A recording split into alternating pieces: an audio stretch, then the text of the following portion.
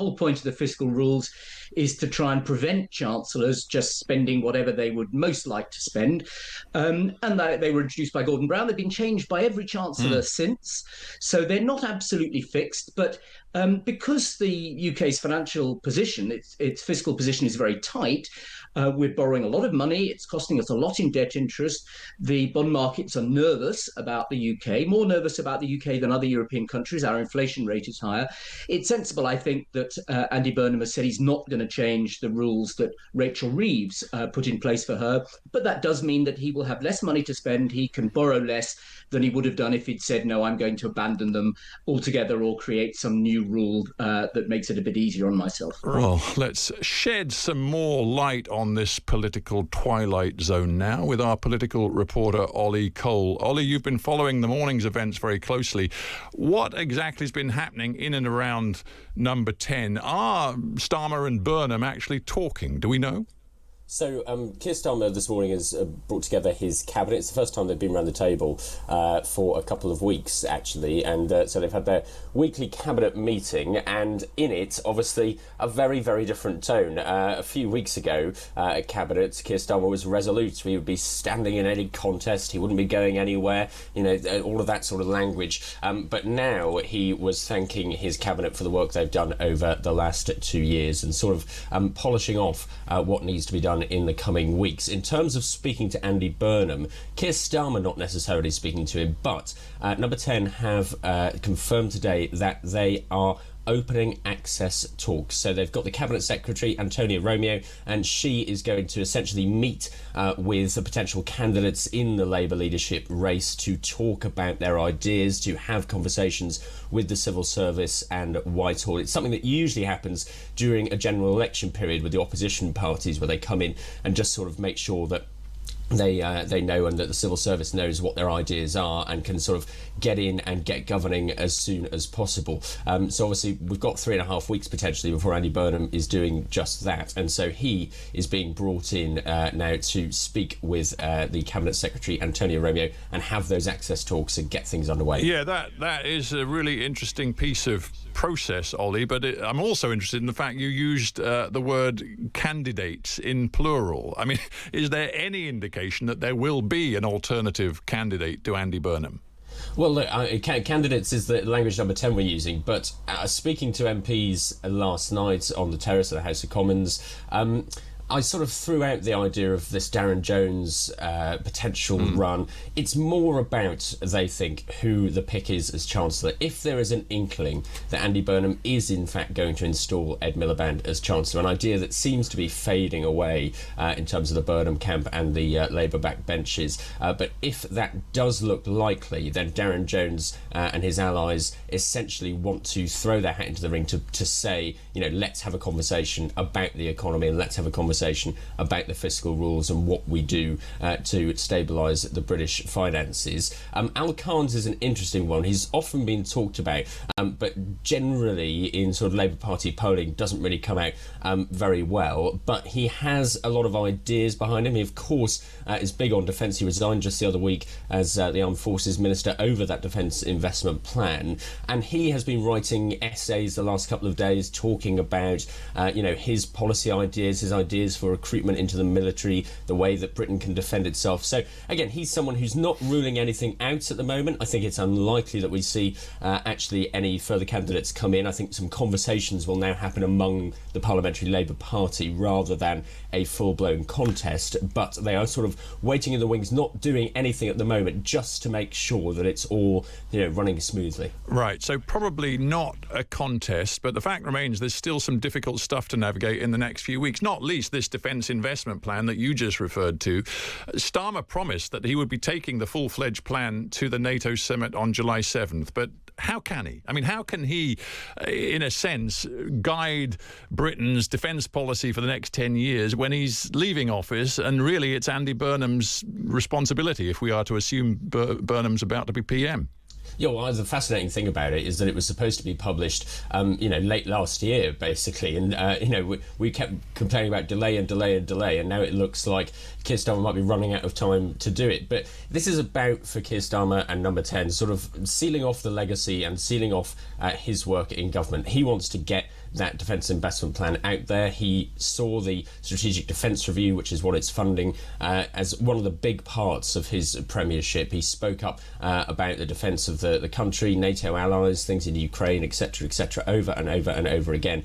And he wants to sort of get that over the line. The problem is that you do have Andy Burnham waiting in the wings, who he and his defence secretary are going to have to live with it, essentially. Exactly. And so tell, just sorry to interject, but tell me more about what Burnham's going to do over the next few days and weeks. Do we know? I mean, I saw some reference to some set-piece big speeches where Burnham over the next week or two is going to lay out key planks in his agenda. I mean, that's going to be quite weird if he addresses defence when Starmer is intent on going to NATO with his own plan.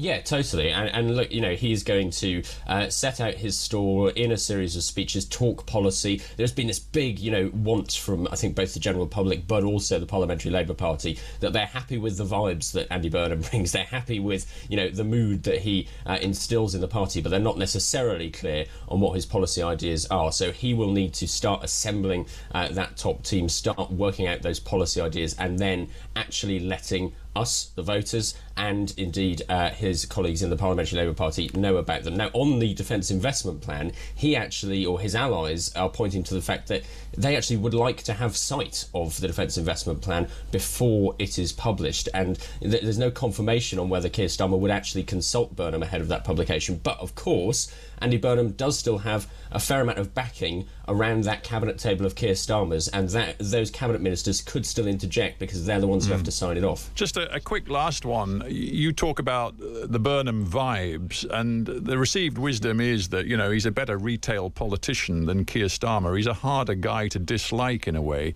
Do you detect any concern amongst the opposition parties, particularly Reform, who, went very personally after Keir Starmer, that it may be much more difficult for them to go after Burnham in the same way?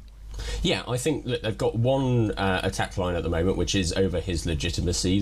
Does he have a mandate? Well, we have a parliamentary democracy, and the Prime Minister is elected essentially from the MPs returned to the House of Commons. So there does need to be an argument that Labour can have about that, and it needs to work out how to push back on that criticism. But I think there is some concern that actually, we're potentially, if that general election doesn't happen, which is why Reform are pushing for it, they've got 2 years of Andy Burnham as Prime Minister, and if he starts to make strides, and as we saw as he took on Reform, throwing the kitchen sink of that campaign in Makerfield, there is a slight worry there that the polling moves a little bit, and how do you navigate those next 2 years if the government starts to deliver? So there is an equation. You've also got, of course, Restore, Rupert Lowe's outfit, at the heels of Reform from the right as well, and that's a sort of quite new challenge that they're having to deal with as well. So there's a lot to factor in there. Ollie Cole, Times political reporter, thank you very much indeed for joining us on the Times at 1. Of course, economic policy is a key plank of Andy Burnham's incoming agenda.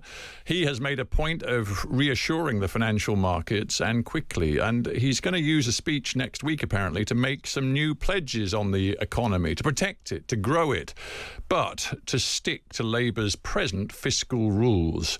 Is that a square or circle that can be squared? Has he boxed himself in? Well, let's talk about it with Michael Jacobs, an economist at the University of Sheffield and a former special advisor to Gordon Brown when he was Prime Minister. Michael Jacobs, let's start with these fiscal rules. I mean, in the end, they're arbitrary. They are chosen by the government and the chancellor in office. But if Burnham's committing himself to the fiscal rules as defined by Rachel Reeves, does that mean he's sort of giving himself zero or very little headroom? Good afternoon, Stephen. It certainly means that he's got less headroom than if he hadn't committed to the fiscal rules. The whole point of the fiscal rules is to try and prevent chancellors just spending whatever they would most like to spend. And they were introduced by Gordon Brown. They've been changed by every chancellor since. So they're not absolutely fixed. But because the UK's financial position, its fiscal position is very tight, we're borrowing a lot of money. It's costing us a lot in debt interest. The bond markets are nervous about the UK, more nervous about the UK than other European countries. Our inflation rate is higher. It's sensible, I think, that Andy Burnham has said he's not going to to change the rules that Rachel Reeves put in place for her. But that does mean that he will have less money to spend. He can borrow less than he would have done if he'd said, no, I'm going to abandon them altogether or create some new rule that makes it a bit easier on myself. Right. So if he sticks to the rules, but he's an ambitious guy and he wants to do things, and that will take some money, then he's got to raise some money. And I see from some of the people close to him, putative economic advisors, there's talk of a possible wealth tax. There's talk of raising capital gains tax, of fiddling around with property taxes. When you look at the options out there and what Burnham seems to be interested in, do you see significant tax rises being a part of the mix? No, I don't. Burnham has said that he will stick to the manifesto pledge. That's quite important politically because it's what protects him against the demand, as we were just hearing there, for another election. He is going to stick to the manifesto. And the manifesto said no rises in income tax, national insurance contributions on employees, or VAT. So he will stick to those. Those are the biggest taxes. So he's not going to have a lot of room for manoeuvre. There probably is some. There's not going to be a wealth tax on wealth. That would take quite a long time to bring in, even if he were interested in that. And he hasn't said he's interested in that. I think equalising the rates of capital gains tax, that is income that you get from your wealth, possibly also dividends and investment income, landlord income, for example, with the rates that apply to income from work, which is what most of us have, I think is quite likely. That would bring in between 10 and 20 billion a year if he did that. So that would give him some extra spending power if he decided to go down that route. Another potential big change would be, if he wanted to do it, would be to abandon the so-called triple lock, which sort of gives guarantees to pensioners. Now, politicians have shied away from it in the past. Andy Burnham has indicated, I think, that he's not interested in looking at it for this Parliament. Would it make much difference if he was persuaded to go in a different direction and actually tackle the triple lock? Well, that would cut some spending from the welfare bill. People talk about the welfare bill as if it is all going on unemployed people or disability or housing benefit. Most of it goes on pensioners, and it's been going up largely because the triple lock makes sure that pensioners are well looked after. They get the highest of whatever is the inflation rate or the earnings average. And that means that they've not been doing too badly over recent years. And this has taken a lot of pensioners out of poverty. I suspect that in a future Parliament, Andy Burnham, like any Prime Minister, would want to look at this again.